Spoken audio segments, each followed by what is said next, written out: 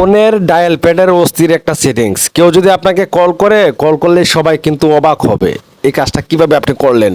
সবাই হা করে তাকিয়ে থাকবে যখন আপনার মোবাইলে কেউ কল দিবে। সবাই কিন্তু অবাক হতে বাধ্য। মানে আপনার ফোনের ডায়াল প্যাডে এই কাজটা আপনি করতে পারবেন। এই সেটিংসটা কিভাবে করবেন আমি দেখিয়ে দিচ্ছি।